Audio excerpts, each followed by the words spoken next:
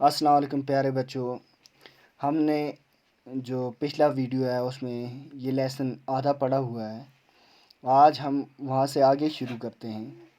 तो बच्चों, हमने क्या पढ़ा था? हमने पढ़ा था हंटर्स के बारे में कि वो काफ़ी अलर्ट होते थे, क्विक, प्रेजेंस ऑफ माइंड काफ़ी अच्छा था उनका। और वो क्या करते थे, हंटर्स जो थे वो शिकार करने के लिए जाते थे। और दूसरे थे गैदरर्स। गैदरर्स क्या करते थे, प्लांट्स के पार्ट्स कलेक्ट करते थे और फ्रूट्स वगैरह का कलेक्ट करते थे। और ये सब चीज़ें हमने पिछले उसमें लेसन जो हमने पढ़ा है आधा वीडियो, उस वीडियो में हमने डिस्कस किए हैं। आज हम इस पे ज़्यादा डिस्कस नहीं करेंगे, सिर्फ रिवाइज कर रहे हैं हम। और फिर वो एक जगह से दूसरी जगह क्यों चले जाते थे, उसकी वजह क्या थी कि वहाँ जो रिसोर्सेज थे वो एग्जॉस्ट हो जाते थे, ख़त्म हो जाते थे, इसलिए उन्हें एक जगह से दूसरी जगह जाना पड़ता था।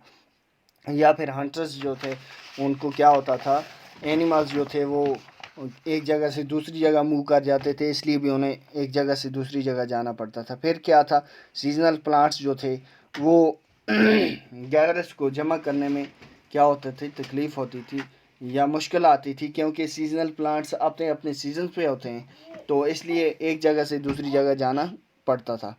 फिर वाटर रिसोर्सेज के बाद पास हो जाते थे। कुछ ऐसे रिसोर्सेज थे जो तो मुकम्मल थे, कुछ ऐसे थे जो जल्दी जल्दी क्या हो जाते थे, सीज़न के साथ ख़त्म हो जाते थे। या फिर वाटर सोर्सेज के पास इसलिए भी रहते थे ये लोग कि वहाँ इन्हें खाना भी मुहैया होता था और पानी भी। और ये भी था कि या फिर वो रहते थे स्टोन सोर्सेज के पास, जहाँ से वो क्या करें, स्टोन्स के अपने टूल्स वगैरह बना सकें स्टोन से। और फिर या फिर और वजह क्या हो सकती थी, अपने रिलेटिव्स जो उनके कबीला दर कबीला लोग रहते थे, अलग अलग जमघटों में रहते थे, अलग अलग रहते थे, दूर दूर, ताकि वो अपने रिसोर्सेज इस्तेमाल कर सकें, कुदरती रिसोर्सेज का। इसलिए उनको मिलने के लिए, जाने के लिए भी वो एक जगह से दूसरी जगह मूव करते थे। और दूसरा क्या था कि हमें इनके बारे में पता क्या कैसे चलता है, और हमें ऐसे पता चलता है बच्चों के, जैसे वो किस तरह के टूल्स यूज़ करते थे। जैसे वो स्टोन के, वुड के, बोन्स के टूल्स यूज़ करते थे। और ये टूल्स किस लिए यूज़ करते थे, मीट काटने के लिए, हड्डियाँ काटने के लिए, या इसका तना काटने के लिए, या एनिमल्स की स्किन उतारने के लिए, वगैरह वगैरह बाकी चीज़ों के लिए, या फ्रूट चॉप करने के लिए, या रूट्स काटने के लिए, या फिर वुड्स काटने के लिए, ताकि वो अपने हट्स वगैरह बना सकें या टूल्स वगैरह बना सकें। और बच्चों, आज हम पढ़ने जा रहे हैं मेकिंग स्टोन टूल्स। जब स्टोन टूल्स वो बनाते थे, उसके तरीके क्या थे? उसके दो तरीके थे बच्चों। उसके क्या थे? दो तरीके। स्टोन ऑन स्टोन, या फिर स्टोन पर स्टोन मार के, जैसे हैमर को मारा जाता है, तो ऐसे मार के वो क्या करते थे, अपने टूल्स बनाते थे। या फिर दूसरा तरीका था, उसको बोलते हैं प्रेशर फ्लैकिंग। अच्छा, इसके इससे क्या करते थे, core placed on film surface and hammer stone used to remove flakes. और थोड़ा मार के वो फ्लेक्स वगैरह जो उतारते थे उससे, यानी प्रेशर फ्लैकिंग से भी। यानी यही दो तरीके थे, या स्टोन ऑन स्टोन या प्रेशर फ्लैकिंग से ये क्या करते थे, ये टूल्स वगैरह बनाते थे। फिर अगली जो मेन चीज़ है वो फायर है, क्योंकि फायर आने के बाद इंसान की जो ज़िंदगी थी वो बिल्कुल बदल गई। अब फायर से कैसे ज़िंदगी बदल गई? अब फायर जब ईजाद हुई तो ये एक एक्सीडेंटली या इंसिडेंट के, तो ये अचानक हो गया। ये अचानक पत्थर पे पत्थर मारने से चिंगारियाँ निकली और आग लगी, यह हम सब जानते हैं। तो बच्चों, ये क्या हुआ, फायर ने क्या किया, फायर की वजह से अब जो वो ऐसे ही कच्चा खाना खाते थे, अब वो पका कर खाने लगे, पका कर खाने लगे, और उसमें टेस्ट ज़्यादा आने लगा, और अच्छा हो गया उनके लिए कि वो खाना क्या करने लगे, पका कर खाने लगे। दूसरा क्या फ़ायदा हुआ कि लाइट का, कि उन्हें रात के अंधेरे में रोशनी के लिए लाइट भी मिल गई। और तीसरा क्या था कि जंगली जानवरों को भगाने के लिए भी जो आग थी वो क्या क्या थी, काफ़ी करामत थी, इसलिए उन्हें उसका फ़ायदा बहुत हुआ। यानी आग से क्या क्या फ़ायदे हुए। एक तो खाना पकाने में आसानी होगी और खाना पका कर खाने लगे, यानी पहले तो वो कच्चा खाते थे, जो कुछ था मीट था जो कुछ था वो कच्चा ही खाते थे, लेकिन जब आग ईजाद होगी तो वो पका कर खाने लगे।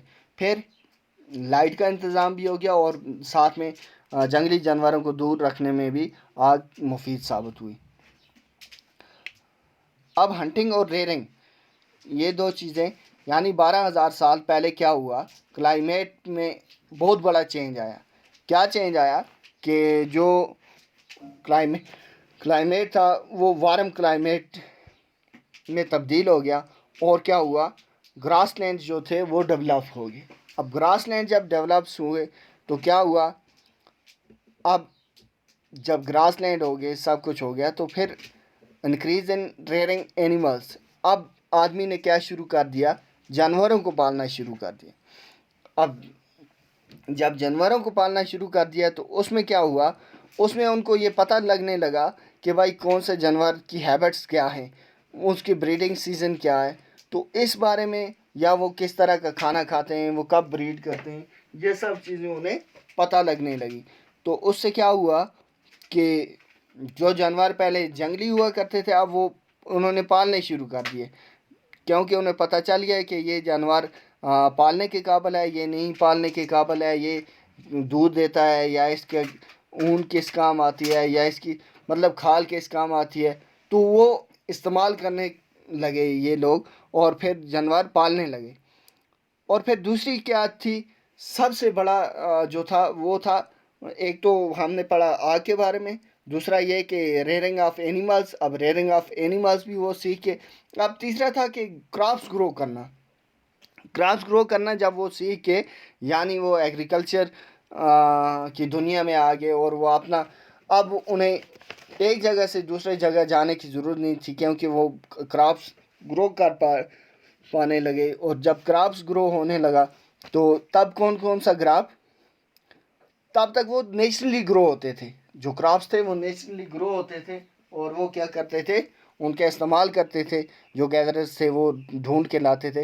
लेकिन अब जब क्रॉप्स का खेती बाड़ी करना सीखे तो वो क्या था, उससे इनको फिर क्या फ़ायदा हुआ है, एक जगह से दूसरी जगह मूव नहीं करना पड़ा। और तब कौन सा क्रॉप ज़्यादा उगाते थे, ये वीट और बार्ले। अब बच्चों स्टोन एज, अब स्टोन एज को जब हम तकसीम करते हैं तो पहला आता है हमारा old stone age, middle stone age और new stone age, new as.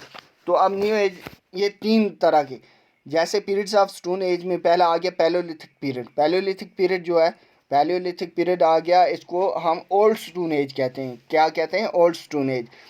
First stone tools invented, stone के पहले टूल्स इसी पीरियड में इन्वेंट हुए, 2 मिलियन ईयर्स एगो, यानी 12,000 साल पहले। यानी पैलियोलिथिक पीरियड को आप क्या कहेंगे, ओल्ड स्टोन एज। और दूसरा है मेसोलिथिक। मेसोलिथिक एज जो है, मेसोलिथिक पीरियड जो है, इसको हम क्या कहते हैं, मिडिल एज। ये मिडिल स्टोन एज है। तो यहाँ टूल्स, बोज, एरोज जो हैं वो इस्तेमाल हुए हैं किसके लिए, एनिमल्स हंट करने के लिए।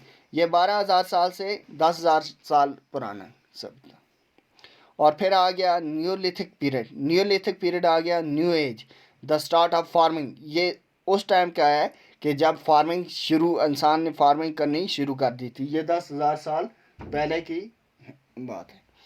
और अब आ गया बच्चों, हमने तीनों पढ़ लिए, कौन कौन से, पैलियोलिथिक पीरियड यानी old stone as, Mesolithic period यानी मिडिल एज, और न्यूलिथिक पीरियड यानी न्यू एज। तो बच्चों अब आ गया साइट लोकेशन। साइट लोकेशन इनकी क्या होती थी, वाटर रिसोर्सेज के पास, ताकि उन्हें पानी भी मिल सके और वहाँ क्या मिल सके, खाने का इंतज़ाम भी उनका हो सके। और दूसरा है नियर स्टोन सोर्स, वहाँ जहाँ स्टोन उन्हें मिल सके क्या बनाने के लिए, टूल्स वगैरह। और इसी को ये क्या कहते थे, फैक्ट्री साइट्स भी कहते थे। हैबिटेशन कम फैक्ट्री साइट्स, यहाँ वो रहते भी थे और यहाँ वहाँ टूल वगैरह भी बनाते थे। तो बच्चों हमारा ये लेसन कंप्लीट हुआ। अब नेक्स्ट वीडियो में हम इसकी एक्सरसाइज करेंगे। तब तक के लिए अल्लाह हाफिज़।